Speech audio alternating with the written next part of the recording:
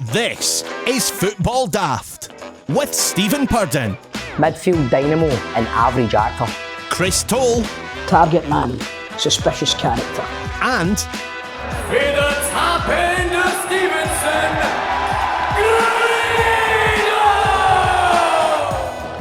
Greeno! Troops, wait till this one. but tell me. Right, so me and the missus were going away for a wee overnight. Didn't you come, not Grado? You know the place we go to. No, this is the time we were there just recently. All right, okay. 2 weeks ago. Lockside Hotel, wee bit of product placement from there, great hotel, beautiful Right. staff, beautiful spa, lovely. But But enough to pay for that. we're going.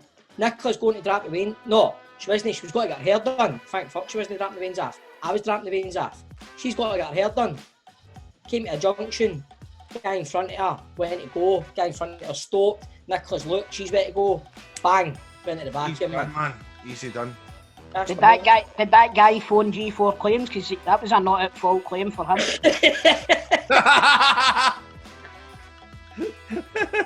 Yeah. He should have phoned G4 claims. He should have. Tell me about G4 claims, Stevie. Aye, so G4 claims, they sponsor this show. I think they're brilliant, don't they, boys? I think they're brilliant, don't they? We do, we Go like on, them. go on, you think they're brilliant, don't you? I think they're fantastic. Aye. So if you've been in a road traffic accident or you're not at fault, G4 Claims can make it easy for you. They can provide you with the complete accident management support you require. They'll recover their costs from the at-fault party, sort you out for a like-for-like vehicle replacement, and they'll also organise your vehicle to be repaired at one of their approved body shops and returned to you. And should your vehicle be deemed a write-off, they will recover the pre-accident value for your car and write you a big fat cheque for it. And best of all, it won't cost you a pennies. They charge the at-fault insurance direct. G4 Claims don't cold call. They don't buy data. And once they've processed your claim, your insurance will remain unscathed. And the best thing is, Nicole and the team over there won't take on your case if they don't think they can help. So, if you've been in a road traffic accident or you know someone that has, get onto G4 Claims on 01698 767, Grado's favourite aeroplane, 172. That's 01698 767 172. Get them at notatfaultclaim.com or find them on social media at G4 Claims Limited. G4 Claims. Not at fault. Not at fault claims. Made easy.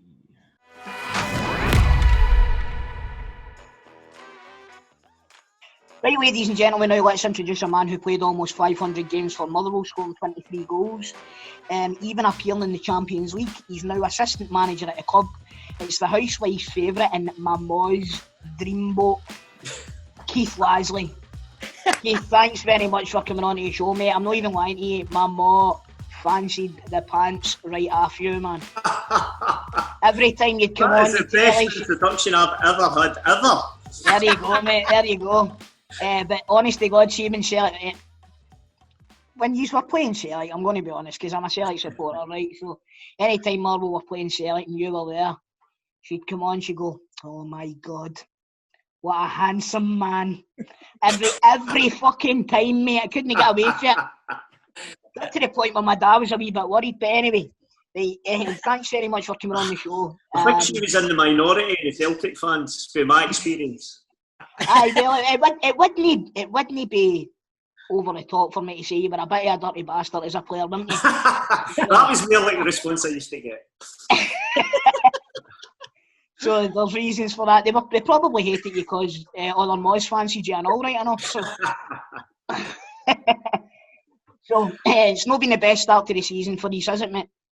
No, it has not, unfortunately. Fuck's sake, Tom, man, you put my way up there then, brought him back. No, but listen, don't worry, this is what I'm doing. You bring them in with a wee bit of honey, Shine them up. splash of vinegar, and then you give them a wee bit more honey at the end to butter them back up, you know what I mean? Housewife's favourite, or it was fancied you, dreamboat. It's not the best start to the season, is it, Keith? What do you want me to say? So you big handsome bastard, what the fuck's happened at Motherwell? Aye, that's what I want you to just keep going. No, listen, it's no been, we can't get away from that, but funny, we drew 2 weeks last night, and first point in the board, but it's probably, out of the 3 games, it's probably the poorest we've played in some ways, to be honest. The first 2 games we actually felt as if we played all right up to a point without putting the ball in the net, which we all know is pretty important to win a game of football. So, listen, it's still early and we still got a good squad of boys. We just need to get that first win under the belt, as you do every season. So, move on to Saturday, Tuffy, and Saturday night enough. Play Hibs and Saturday, who have started really well. But let's have a go. See what happens. It's like you say, mate. I mean, like when you look at a team, you've got, especially in the middle of the park, you've got really, really good football players, good players, man. And you've strengthened well, you've strengthened as well. So even on paper, you've probably got a better team this year than what you had last year. In my opinion, I'd say.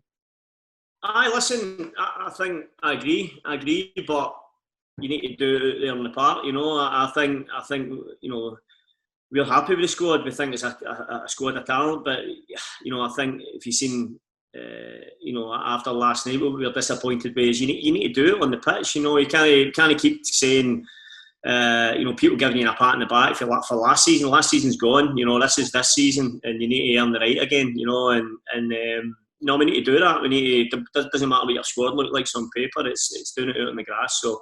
No, we need to make sure we do it because this league, you know yourselves, is fine margins between the teams. You know what I mean? So if you're not quite at it for whatever reason, you're going to get found out. So listen, we go into Hibs and it's again either way they've had a good start. We're still capable of going there and winning the game. So you know that's what we're going to be trying to do, obviously. Hibs have had a good start to the season. But Keith, would you make all this stuff about Bowling goalie in the press this week? Have your players been well warned after this? Aye, is the short answer they have.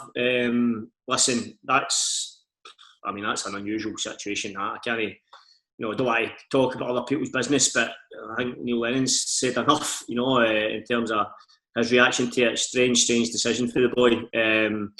But listen, we're trying to do everything possible. I mean, the club are going at great expense in terms of the testing and the protocols that we need to put in place for a club certainly our size. It's no, you know, small money we're talking. You know, it's big money we're investing just to make sure everything's safe and everything's tested. So, you know, our players are you know, they know they can't jeopardise that because there's too much at stake. People's jobs at stake. I mean, if Scottish football was to you know, shut down again for any reason, you know, clubs are out, especially of our size, we're in trouble. You know, we are in big trouble. You know, and it's job losses. It's you know, the sake of the club. So our players know that, staff know that. And it doesn't take much, as we've seen in the last week, for that button to get pressed. I don't think, particularly now we've had what I would see as a kind of final warning almost for the First Minister. So, you know, you need to tell them. And to be fair, our players have been good. They've bought into it, and you know, I think they're behaving as best they can. The other night, Turnbull got on the score sheet, scored a goal the other night. How good can this boy be? Very good, very, very good. In my opinion, David is, in terms of young people coming through, certainly at our club. I mean, I can only comment about our club. You get to see some other young players coming through, but certainly in terms of our club, he's the best young player that I've seen in terms of his potential, what level he can go to. And the reason that is he is kind of probably one of the most un-Scottish Scottish young players that I've seen, and I mean that in the sense of the way he handles the ball under pressure. He's got you watch, you know, listen, I'm not going to start comparing them to Xavi and Iniesta and these guys right now, but what I mean is that sense of space, that sense of pressure that people run about you, and keeping a calm head in that pressure. I think he's got that, and no many young players I see coming through have got that. You know, and it's just not in our psyche, not in our Scottish psyche. And I think, to be fair, I think we're trying to change that in youth development now to try and encourage that more. But David has got that just inbred in him. It's in him. You know, he's got that sixth sense of when he's under pressure, when he's not under pressure. And as I say, the big thing, keeping a calm head under pressure, because most of the young boys, you know, it's that little bit of panic when somebody comes and tackles them. We are the best foreign players, particularly that I can remember playing against. They can almost feel you, you know, they wanted you beside them, and then they could roll away for you and they could spin the ball around you and get it the other side. It's David's got a bit of that about him. And the other big thing about him is he's a midfielder that scores goals. There's just, you know, to have a central midfield player score, what did he score for us? 15 goals, I think he did last year or year before, whatever it was, 15.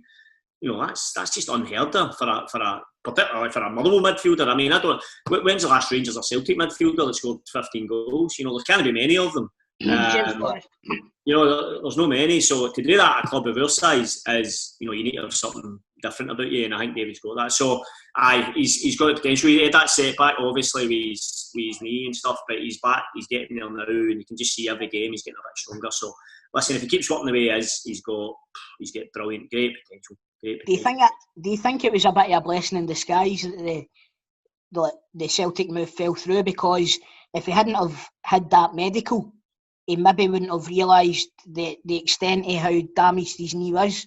And do you think that, like, going forward, he's going to look back on that not as a missed opportunity, but as something that spurred him on to then go on to the next level? You know, I think he'll do well with another year at Motherwell at least. Listen, it's always a kind of timing thing for young boys. That's what we want to do. That's what our club's there to do. It's part of the business plan. We want to bring these boys in, play, and then move them on. But as you say, the timing of that is crucial. It might be. You might be right. He might. To me, was David ready? Could David play in Celtic's team tomorrow? Aye, in my opinion, he could. You know, I think he's that good.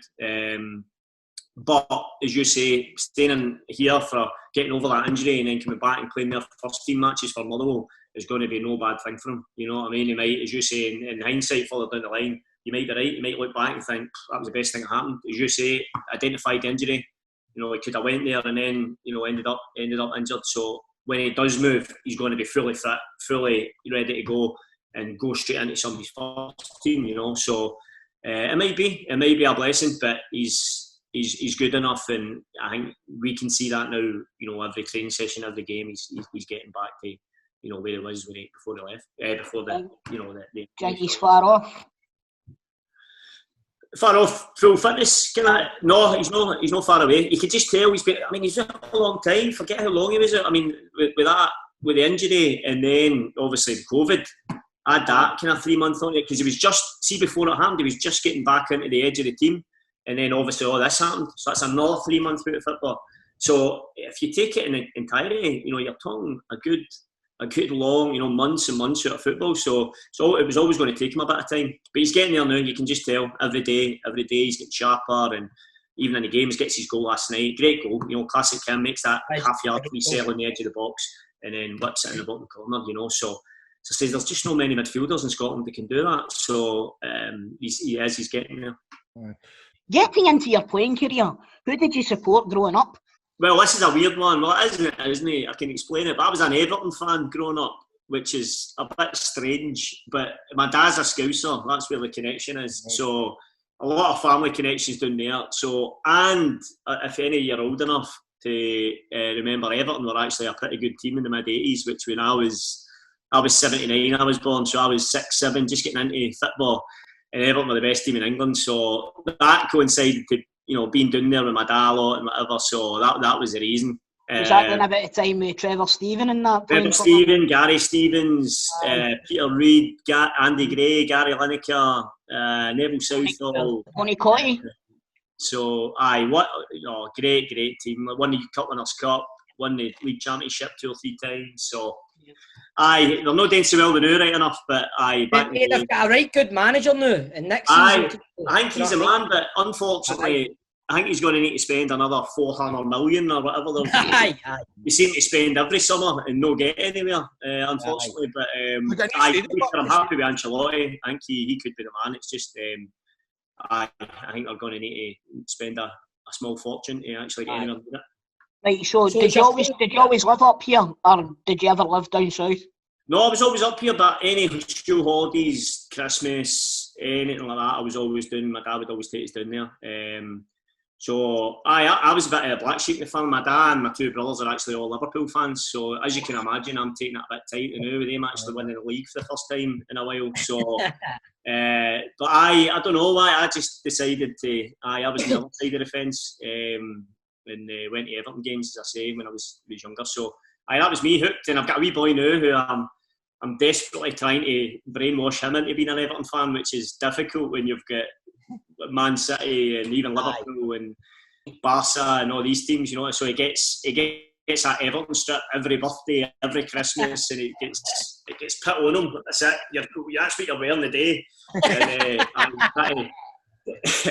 try to torture the poor wee boy to become a fan, but I'm still working on that. How did you end up at Motherwell then? We a bit of a weird one. I left school to be a spark. I've spoken about this before. I was an apprentice electrician, served my time, and it was only really because Billy Davis, who became the Motherwell manager, kind of 99 time, 98, and he actually trained my boys' club at Glenford Thistle one night a week, and he just saw me there, and I was doing my apprenticeship, and he just said, look. He knew he was getting the job in a couple of weeks' time. He knew Harry Campman, who was the manager at the time, he was going to be getting sacked. I think he had a wee he must have got told, and he was getting the job. And he says, look, when I get the job, will you come up for a trial? And I was like, aye, happy days. And not really thinking anything of it. Went up and played a couple of reserve games, scored 2 goals. They must have thought they were signing a goal-scoring midfielder. They were sadly mistaken. But scored 2 30-yarders. Don't think I've done since, and that was it. They offered me a contract, but I had to go and finish my trade test, so I went and done that. Managed to fail that the first time. That had to wait for a reset. Hadn't earthed it properly. Nearly killed myself. And then eventually served my time, and then went up and they offered me a deal. So. A bit of a strange way into football, and on the academy system for me, and it was a bit of a different route in, to be honest. Do you still day homers? Or do you day homers? No, because I'd probably kill myself, I just said. He probably wasn't listening again. No. But changing the light bulbs in the house, that's a stretch now.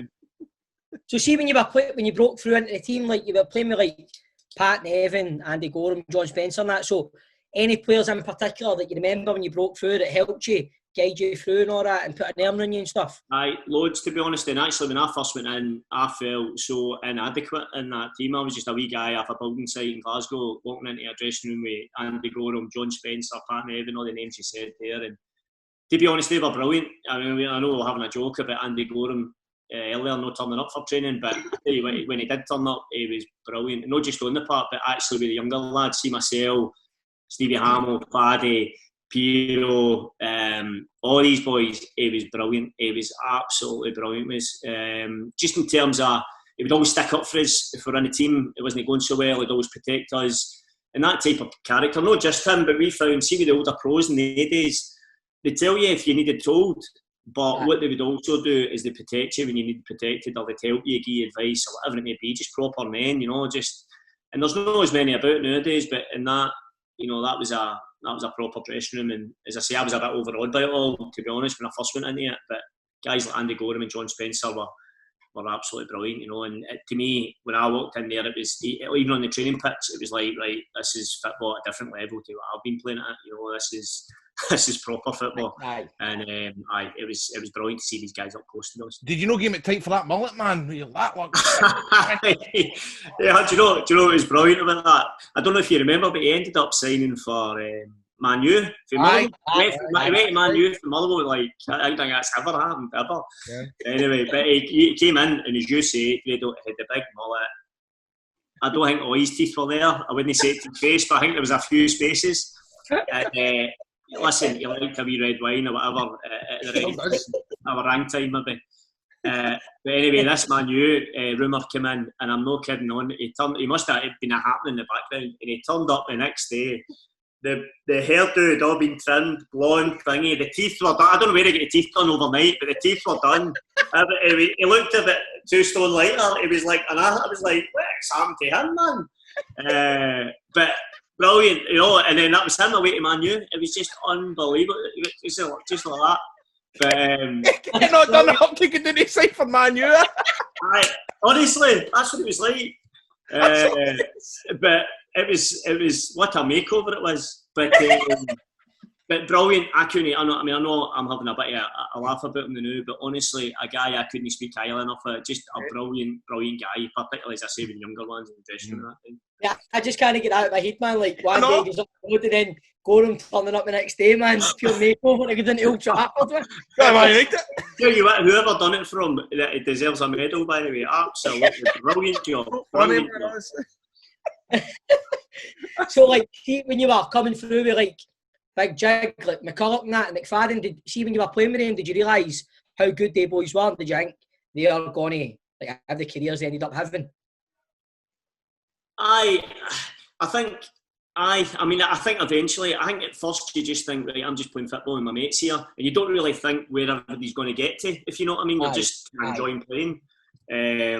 Jig was probably just a wee bit ahead of me in terms of like years. He was a couple of years older, so he'd already kind of made his way into the first team, and you could always tell Jig was going to. He was kind of the big kind of young thing in the team at that time, and he was already a couple of years ahead of us, so he was just on the verge already going when we were first still coming in.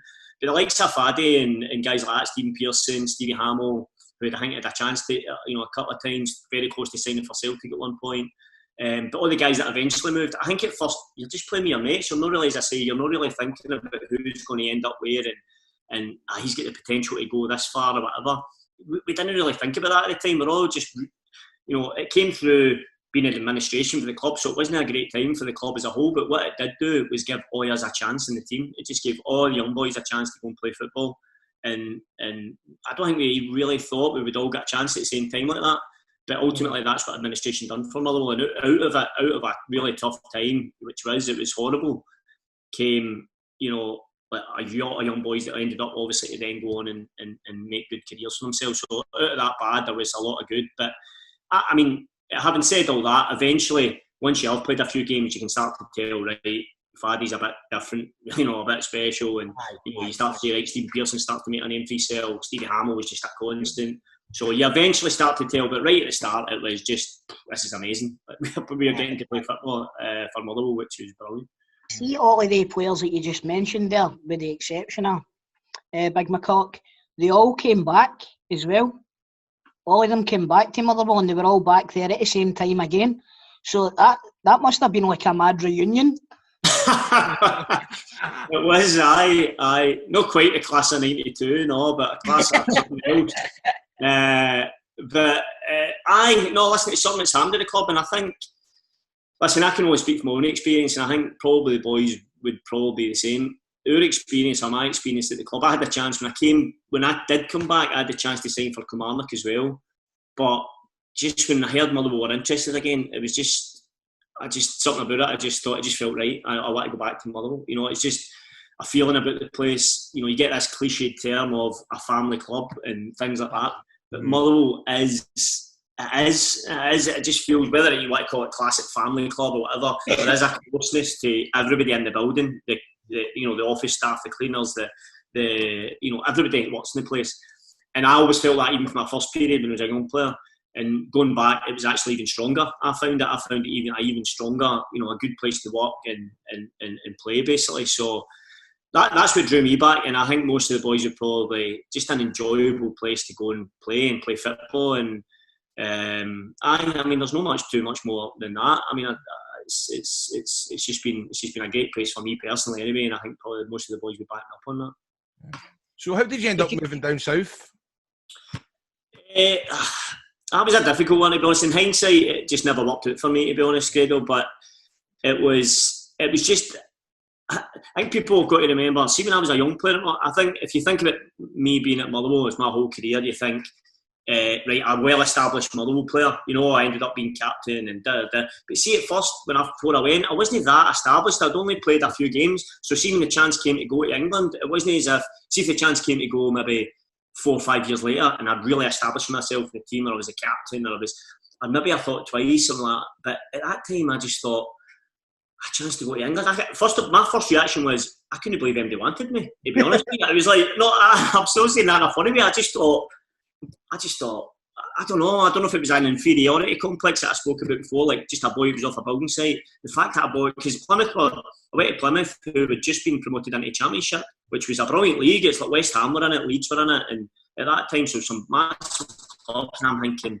the chance to go and play in that. I just never thought I would get the chance to play in England at that level, and ultimately that was the thing that kind of tipped me over the edge, because Motherwell had offered me another contract, and again, hindsight's a wonderful thing, but one it never quite worked out for me. But one thing it did do, when I did come back 2 years later, even although it hadn't worked out, I did feel a better player when I come back, for the experience I had. So that's. I think you probably needed that. You probably needed that, because if you didn't ever move down south, you maybe would have regretted it later in your life that you never got the chance to go down there.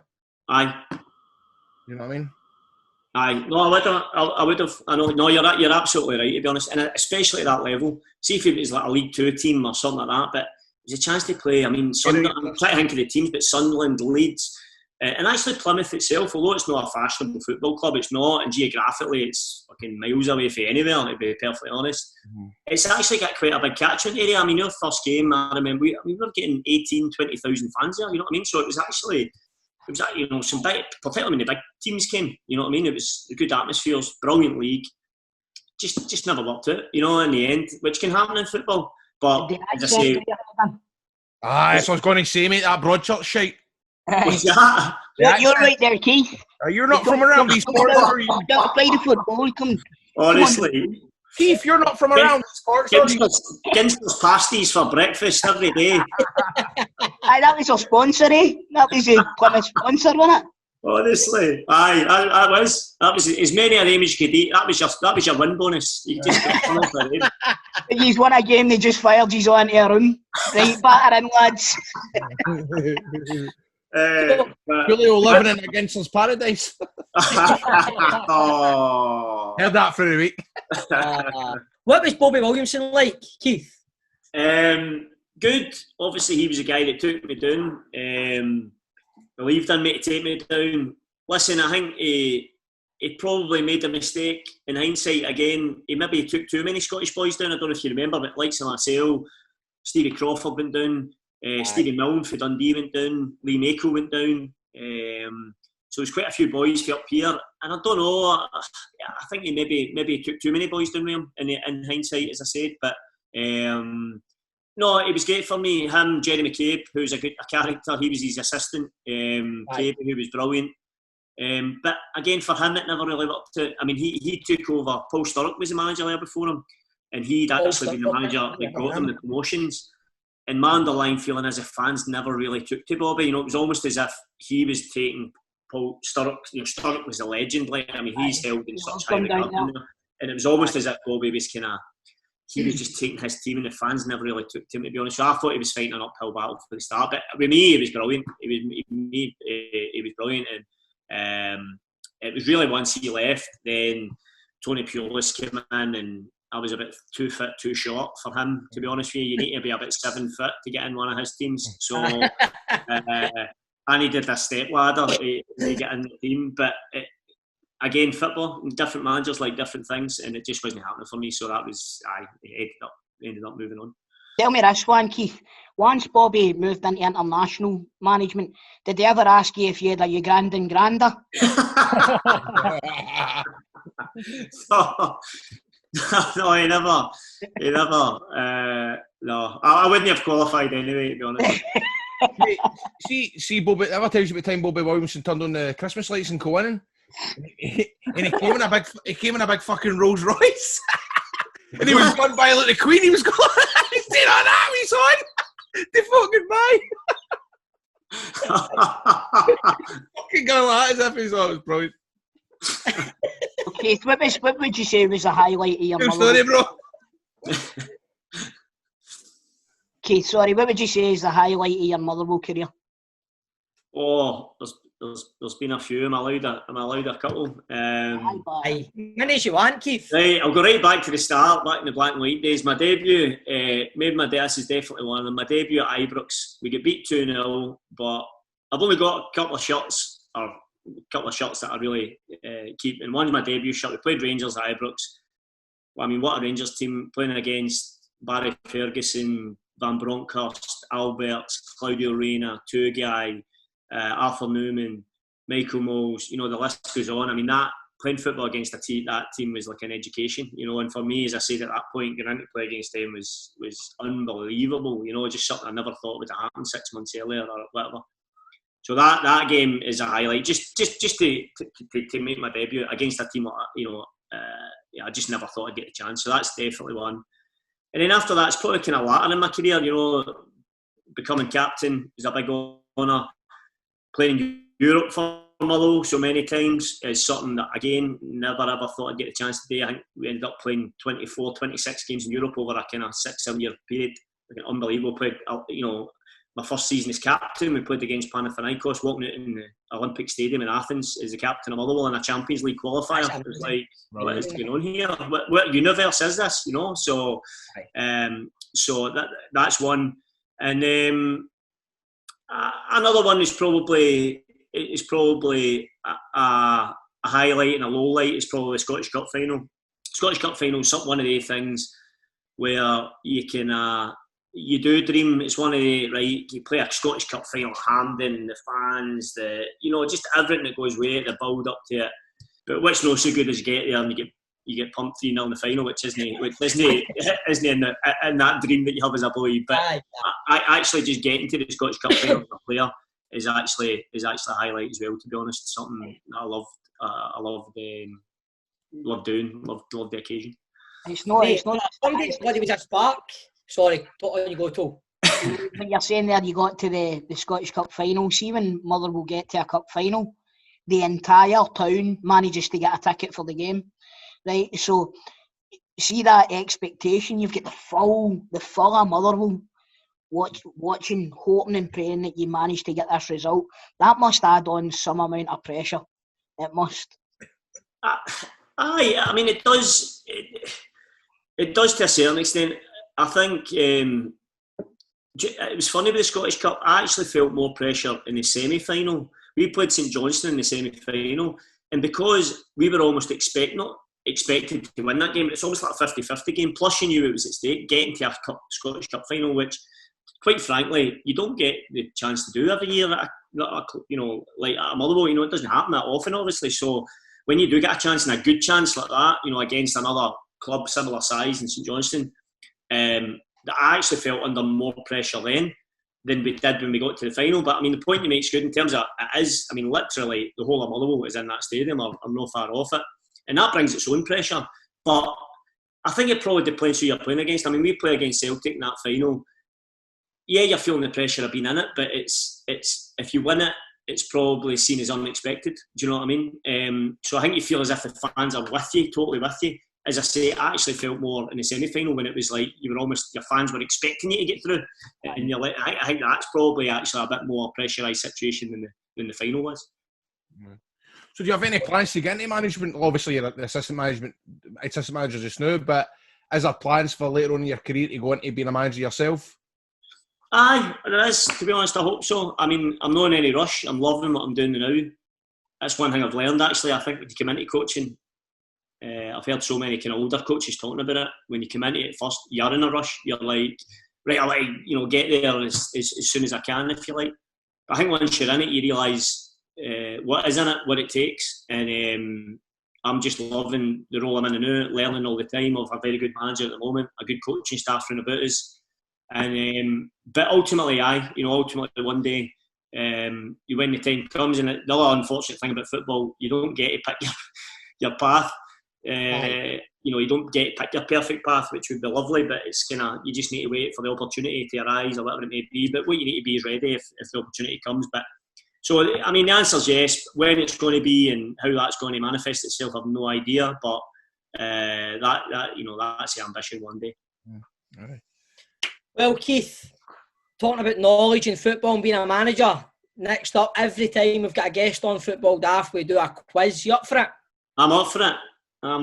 Yeah, it's a 90-second Football Daft quiz we do every week, right? So we want to put our guest football knowledge to the test. But before we continue, there's been a wee bit of controversy. Once again, the Football Daft VAR is out after producer John... You're joking! He's not done it again, has he? Explain yourself, John. Yeah, there was a bit of a problem with Kevin Harper last week. We thought Kevin Harper had went top of the leaderboard, but I went back and listened to it and I've clearly miscounted. So Kevin Harper only scored 13, so he's in joint second as opposed to going top of the leaderboard. Right, so that means Mark Wilson is still top of the leaderboard with 14. Well, the good doctor, Kenny Duker, and Kevin Harper are just behind in second place with 13. Barry Ferguson and Owen Coyle are then joint third in 12. Other selected scores include Jonathan Watson in 9. The polished guy with new teeth, Nora, Andy Goram's on 8. Bob Malcolm is on 6. Falkirk He's manager going to battle David me if he ever sees me again. David McCracken is still the strongest man in football. He's at the bottom of the leaderboard, holding it up with 1 point. So is there anybody there you want to beat? Obviously, you want to beat McCracken, don't you? You want to get more than one, Keith. But Aye, that would be nice. Aye, I'm just waiting for the kind of electrical section. That'd be good. Is that what the quiz is about? Aye. Well, Keith, do you know what? You never know with producer John, the shite he writes down here. Do you know what I mean? You never know, there might be. So can you tell me which colour is earth and which colour is light? Well, that's what I got wrong in my trade test. So I thought So, are you ready for it then, I'm Keith? ready for it. Get 90 seconds on the clock, producer John. Yes, I won't fuck it up. Right, here we go. What country did Bolingoli go to for 24 hours? Spain. On what date do the rest of the Scottish leagues kick off? October the 18th. Kemar Roof joined Rangers from which club? Anderlecht. When did Motherwell last win the Scottish Cup? 91. Who won promotion to the English Premiership and the Championship playoff? Fulham. What club's anthem is Marie Osmond's Paper Roses? Kilmarnock. Who plays their home games at Shieldfield Park? Arbroath. Who did you make your 400th Motherwell appearance against? Oh, no idea. Inverness. Aside from Dundee United, name the other Scottish League team with United in their name. Oh. Ayr. Who did you play your Champions League game against? Panathinaikos. In which Dutch city do PSV play? Eindhoven. Who's the current manager of Dumbarton? Jim Duffy. What type of trees are on the Motherwell badge? Fir. Name one of the clubs relegated from the English Premiership. Bournemouth. What club are nicknamed the Staggies? Ross County. Who's Motherwell's record signing? John Spencer. Stenhousemuir play in what league? League 2. Who won last year's Ballon d'Or? Time! Oh, that was good, mate. Still gets the answer. Still gets the answer. Yeah, who won last year's Ballon d'Or? Because I asked the question, so you got to let you answer it, Keith. Ronaldo. The other one. What's Right. it? We'll soon find out. Producer John, count. Can you count it up? I'm going to make Well, sure Grado, that yeah. I'm right here. I'm going to make sure, double check one answer just now because I don't want to fuck it up for Keith. Okay. The panic in his voice. I am really panicking because this is very close. Right, okay. Let's go through your wrong answers, Keith. Kemar Roof said sign for Anderlecht. Yeah, you got that one right. Motherwell last won the Scottish Cup in 91. Promotion to the English Premiership was Fulham. Kilmarnock Marie was Paper Roses. Home game at Shieldfield Park, Berwick Rangers. Oh. Your 400th appearance for Motherwell was against Celtic, apparently. What is that? No idea. But This is one was there, I think, wasn't she? Aye. yeah, Imagine your thighs. you got the Staggies, didn't you, Ross County? Yeah. Aye, you got that. You got the Ballon d'Or wrong, but you've went joint top of the leaderboard. Oh. That's Well, a tough result. Keith, I would maybe listen to the podcast next week just to make sure. Make sure you've Easy, not mate, like I got don't one right. There's every chance. Every chance.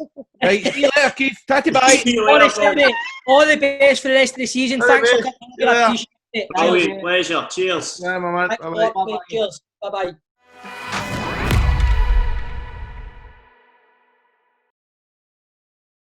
Who knows wins is back on Football Daft. Hey. It's the app that allows you to put your money where your mates are, I should say.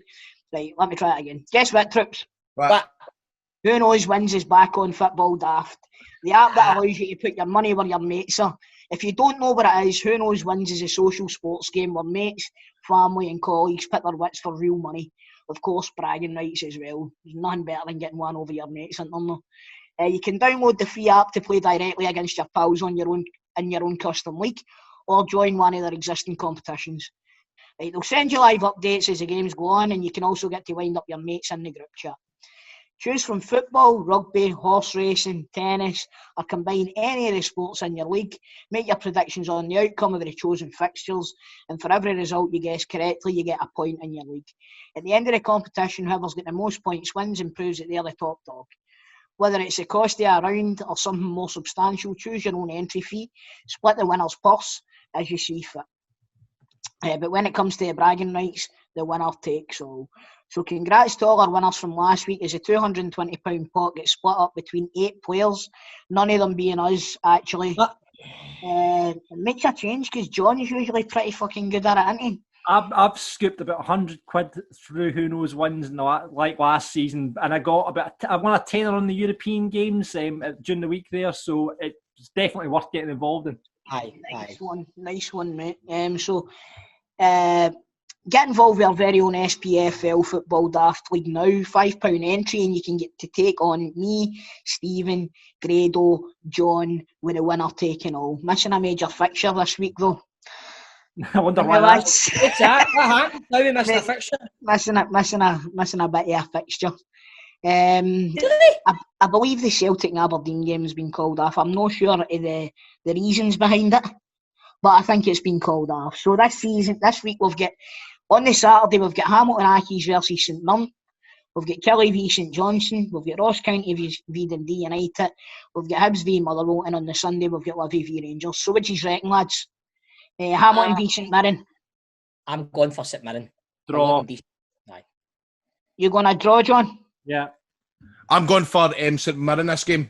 St Mirren. They didn't look too bad against Rangers, to be honest with you. Hey, should have been 6-9. Should have been 6-9. Jack on it. Anyway, next one. Jack Anick will save them. Next one's Kelly versus St Johnstone. I've seen enough for Kelly last week to say that they're going to do St Johnstone. However, that's if they play in the same manner as they played against Celtic, which, see, when a team finds a system like that, why do they not play it against everybody? I know they think St Johnstone are a worse team, but see, if you sit in against them, then St Johnstone are going to come out and attack you, and that leaves them with the options on going forward. So I'm going to go for Kelly with that one. Kelly. I'm going to go Kelly. I think Chris Buck's been in good form, and all man, he's been getting amongst the goals. I'm going to go with Kelly. He scored in every game this season. Aye. Kelly for me as well. I think that midfield too, Dickers and Power. Power. Ross County v Dundee United. That's a tough one. That's not playing decent, man. Ross County have started. I like Kettlewell, the manager, man. I like the way he talks, the way he wants the team to play. Ross County look like a totally different outfit altogether this season, man. Absolutely do. I agree with and you. I think Dundee United have started the season no bad as well. I'm going to go for Ross County just to edge that one. What about yourself, Grado? Dundee United. Oh, conflicting views for the boys. What about you, John? Draw. I'm going to go with a draw as well. And then the next one, this is a big one for the Saturday, I would say. Hibs v Motherwell at Easter Road. I'm going to say, please forgive me, big handsome Keith, but I'm going to say Hibs comfortably. Bubble to burst, Motherwell. I was going to say that. I'm going to go for a shock as well. Motherwell have got to come good, man. They've got to get a result. And how long can Hibs keep doing this for, man? I'm going to go Motherwell. Fuck off, how long can Hibs keep doing it? Away you go. Mate, like, no, your team, mate, we're quite into the season now, you know what I mean? We've been I know, but like, so a Rangers going to fall flat in their Arsenal then, because they've had a decent start. No. Wait, we are talking Hibs game first, but I get to the Rangers game. Yeah, there you go, you bastard. One for me. By the way, sorry, mate. No, you go. I'm going to go with Motherwell. I just feel like they're due a result. Plus with big handsome Keith on. So lads, Sunday, Livingston versus Rangers, what's happening? I can see Rangers just keep going with the winning, man, honestly. I think we'll do it. It's a horrible game. It is. Big Dykes is going to be this is going to be the first proper test Balogun's had in a Rangers jersey, because Big Dykes is an absolute handful of centre-half, man, honestly. But I think Rangers will edge it 2-1. Hadji needs to have a good game on us. I'm looking to see if he'll come into a game on Sunday. I think Rangers will drop points this week. right? And it's not going to be down to Rangers not being the better team. That pitch is even worse than Kilmarnock's pitch, right? And not everybody can play on it, but see, Livingston, they've got it down to a fine art, and it's always a difficult game and going to Livy. So I think there's a good chance that Rangers could drop points. So I'm going to say 0-0. Oh, that'd be horrific, mate. I can't lie, that's giving me the fear. Aye. John. Oh, sorry. I reckon Livingston are struggling. I think it's going to be an away win. Rangers. John, you look really disappointed when you said that. I think it's going to be an away win. Listen, I present both Rangers and Celtic, Daft. I'm the neutral here, you know. Aye, listen, they two haven't heard you on Celtic, Daft. You're a fucking cheerleader. Right, so listen, troops, get involved in our league right now by downloading the app in the Google Play and the Apple App Store.